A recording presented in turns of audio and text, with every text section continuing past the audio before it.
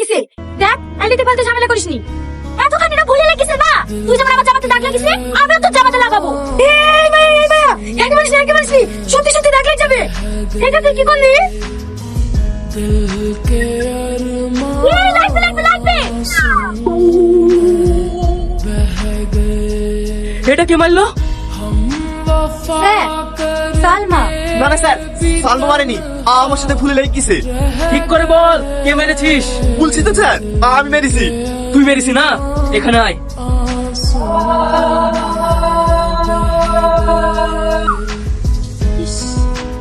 তোকে কে বলেছে আমার দোষ গাড়ি দিতে? কতখানি তো দাগ বসে গেছে। ও কিছু হয়নি, ছাড় চ। তুই কি ভাবিস তোর লাগে আমার কষ্ট হয় না? আরে এরকম আর ছোটবেলায় কত খেয়েছে আপনার হাতে, ও অভ্যাস আছে। তারা কি রে বলেনি কোথায় পালি? তোর লেগে তো কিনবো। ওই তখন দোকানের সামনে দাঁড়িয়েছিল এই মলম কিনার লাগি।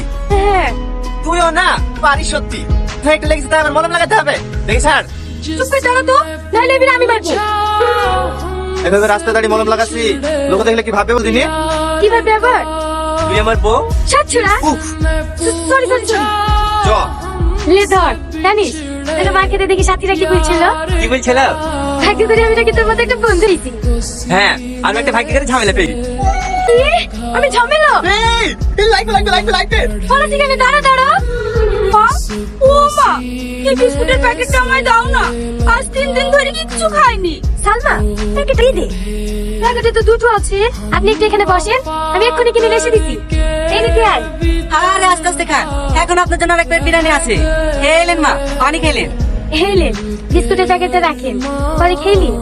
এই নিয়ে আপনার কি হয় নাকি? না না, কেউ হয় না, এই রাস্তা দিয়ে যাচ্ছিলাম, অনেক খিদে পেয়েছে বললো, এই দোকান থেকে বিস্কুটের প্যাকেটটা নিয়ে এসে দিলাম। বাহ, আপনি তো অনেক বড় মনের মানুষ। নাম কি আপনার? আমার নাম সালমা। আপনিও তো অনেক বড় মনের মানুষ, একটা অসহায় মানুষ এভাবে পাশে বসে খাচ্ছেন। আপনাকে তো এর আগে এই গ্রামে দেখিনি। দেখবেন কিভাবে? আমি তো আজকে এই গ্রামে বেড়াতে এসেছি। কাদের বাড়ি বেড়াতে এসেছেন? ওই যে গর্তের উপর মুদিখানার দোকান আছে। মুদিখানা? সোহেলদের বাড়ি বেড়াতে এসেছেন? হ্যাঁ হ্যাঁ, সোহেল আমার ফেসবুক ফ্রেন্ড। আমার গ্রাম দেখার খুব ইচ্ছে ছিল তো, তাই কটা দিনের জন্য ঘুরতে আসলাম। ঘোরেন তাহলে, আমরা আসছি। হ্যাঁ, ঘুরবো বলে বেরিয়েছি, কিন্তু আমি আবার আপনাদের গ্রামে কিছুই চিনি না। আজকে ওর সোহেলের শরীরটাও খারাপ করছে, তাই ও আসতে পারলো না। আপনি যদি কিছু মনে না করেন একটা কথা বলবো। হ্যাঁ বলেন। আপনাদের গ্রামটা আমাকে একটু ঘুরিয়ে দেখাবেন? হ্যাঁ অবশ্যই, কেন দেখাবো না, চলেন। খেয়ে নিন মা, এটা পরে খেয়ে নেবেন। আসেন, উঠে বসেন। আমি কিন্তু আপনার থেকে অনেক ছোট, আপনি আমাকে তুমি করে বলতে পারেন। আচ্ছা ঠিক আছে, তাহলে তুমি আমাকে তুমি করে বলবে। সালমা এখানে এসো। এটা কার জন্য? আচ্ছা, একজন তোমার পছন্দ হয়েছে? হ্যাঁ ভালোই তো। এটা প্যাক করেন। এই একটু তাড়াতাড়ি বাড়ি চলো না, মা আবার বকাবকি করবে। সেই দুপুর বেলায় বেরিয়েছি। এই তো হয়ে গেছে, ঘোরা তো হয়ে গেছে, এবার সোজা বাড়ি চলে যাবো। স্যার কত হলো? 8300। এই নাও। জামাটা কিন্তু খুব সুন্দর, আপনার গার্লফ্রেন্ডের জন্য নাকি? হ্যাঁ আবার আসবে। আচ্ছা ঠিক আছে, চলো। থাকো, আসছি। আর এনে দাঁড়াও, ও তো তার কিসের? এই না ধরো। এ কি, আমাকে দিচ্ছ কেন? এটা তোমারই জন্য। মানে তুমি যে বললে তোমার গার্লফ্রেন্ডের জন্য। কেন হবে না আমার গার্লফ্রেন্ড? জানি না, কাল কিন্তু এই জামাটা পরে আসবে। পারবো না, যাও, তুমি খুব খারাপ। নাটকটা কিন্তু তুই বেশ ভালোই করেছিস। এই নে 5000 টাকা। ঠিক আছে বাবু। আর শোন, এই কথা জানি কোথাও লিক না হয়। না না বাবু, আপনি নিশ্চিন্তে থাকুন। আমার একটা মাত্রই ছেলে, ছেলে যখন নিজে মেয়ে পছন্দ করেছে, আমার আবার এখানে আপত্তি করে কি আছে? এবার আপনাদের যদি আমার ফ্যাক্টরি বাড়ি ঘর কিছু দেখার থাকে, তাহলে কলকাতা গিয়ে দেখে আসতে পারে। না না, বাড়ি ঘর আবার কি দেখবো? আপনাদের কথা শুনলে অনেক শুনেছি। আপনাদের মতো ফ্যামিলিতে আমার মেয়ে যে বউ হয়ে যাবে, এটাই আমার কাছে অনেক সৌভাগ্য। ঘটা মশাই, আপনি আমার বেশি কেন একটা ভালো দিন দেখে।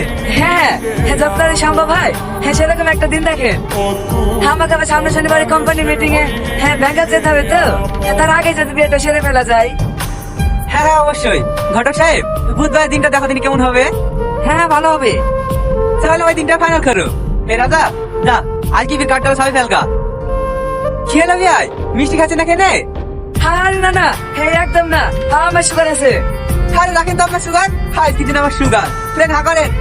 এই সাথী, তোর একটা খাতা দে না, আমি খাতা নিয়ে আসতে ভুলে গেছি। আমার তো একটাই খাতা, ছুঁয়ো না।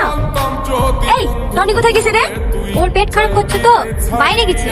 টনির ব্যাগটা দে তো একটু, খাতা নেবো। একটা কথা বলবো বলবো করে কিছুটাই তোকে বলতে পারিনি। আজ 5 বছর হয়ে গেল আমাদের সম্পর্ক। সত্যি কথা বলতে আমি প্রথম থেকেই তোকে ভালোবাসি। একটু একটু করতে করতে কখন যে তোকে এত ভালোবাসি ফেলেছি আমি নিজেই জানি না। এখন একদিন তোর সাথে দেখা না হলে আমার মনটা কেমন অস্থির হয়ে ওঠে জানিস। আমি সব সময় জানালা দিয়ে তাকিয়ে তাকিয়ে দেখি, এই বুঝি তুই এলি। আর তখনই ভাবনাগুলো আসে, আমাদের এই স্কুল, আমাদের এই বন্ধুত্ব, এটা তো আর সারা জীবন থাকবে না। তখন আমি তোকে ছাড়া কিভাবে থাকবো? তাই এক ছোট্ট কাগজের টুকরোতে লিখে ফেললাম আমার এই অগাধ ভালোবাসার কথা। সত্যি বলছি, আমি তোকে অনেক ভালোবাসি, আমার জীবনের চেয়েও বেশি। সবশেষে আবারও বলছি, I love you Salma, I love you. Please না করিস না, নাহলে আমি মরে যাবো।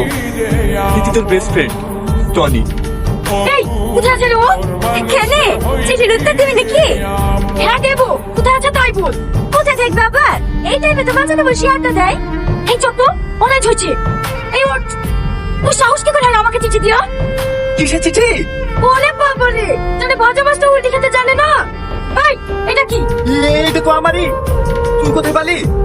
এই জানা, ওর কোনো দোষ নাই। আমার কথাটা তো শোন। তুই চুপ কর। আমার ভালো জায়গায় বিয়ে হচ্ছে দেখে তুই হিংসায় চলে বেরিয়ে মরছি না। ছোট লোকের বাচ্চা কথা কর। সালমা, আমার কথাটা তো শোন। খবরদার, তোর এই নোংরা মুখে আমার নাম উচ্চারণ করবি। তোকে আমার বন্ধু একদম কিনতে লাগছে। ছি, তোকে আজ এত মন সহ্য করতে হলো। আমি তোর ব্যাগ থেকে চিঠিটা লিখে সালমাকে দিয়েছিলাম। ভেবেছিলাম সালমা তোকে অনেক ভালোবাসে, কিন্তু না, আজ টাকার কাছে সালমার ভালোবাসা বিক্রি হয়ে গেছে। তুই পারলে আমাকে ক্ষমা করে দে। আরে না না, এত তোর কোনো দোষ নাই। তোকে সত্যিই আমি অনেক ভালোবাসতাম। শুধু হারিয়ে ফেলার ভয়ে এই চিঠিটা দিতে পারিনি। ভাবলাম চিঠিটা পাওয়ার পর মধ্যে আমার সাথে কথা না বলে আমাদের বন্ধুদের সাথে নষ্ট হয়ে যায়, তখন তো আমার সাথে কথা না বলে থাকতে পারবো না। সেই ভয়ে চিঠিটা দিইনি, আর সেটাই হলো। এখন হাজার চেষ্টা করলেও ওর সঙ্গে আর কথা বলতে পারবো না। স্বপ্নেরা যত ছিল সব আজ এলো, তাই হারিয়েছি আমার শুধুই প্রয়োজন। চলো ডাকছি কেন? একটু তাড়াতাড়ি কর, তোর শ্বশুর যেভাবে করছে ও তো দেখছি সন্ধ্যা না হলে ছাড়বি না। আমাকে রাত 10টার মধ্যে মালটার বাড়ি দিতে হবে। দিল ফাইনাল লাগিছে। হ্যাঁ, দিল ভালো লেগেছে। হ্যাঁ, মেয়ে ছেলের পাঠিয়ে দিয়েছি, তুই রেটটা দেখিলে। তুই সত্যি না? এত দেখতে কোনো বের পাইনি রে। মালটা দেখতে হবে, আসা মাল। দাদা তুই আর দেরি করিস নি, সে গাড়ি পাঠিয়ে দিয়েছে, মনে কর বাবার পাশে দাঁড়িয়ে আছে, ওইখানে মেয়েটাকে পাথর করবো। আচ্ছা ঠিক আছে, জিও বস, আজকে রাতে কিন্তু সেই লেভেলে পার্টি হবে। কি ওখানে? আমাদের প্ল্যান সব জেনে গেছে। ও যারা কোনো পাঠাতে না পারে, ধর ওকে। একা একা যায় না থাকা, হৃদয় শুধু পড়ে বেহায়া মনটাই আমার।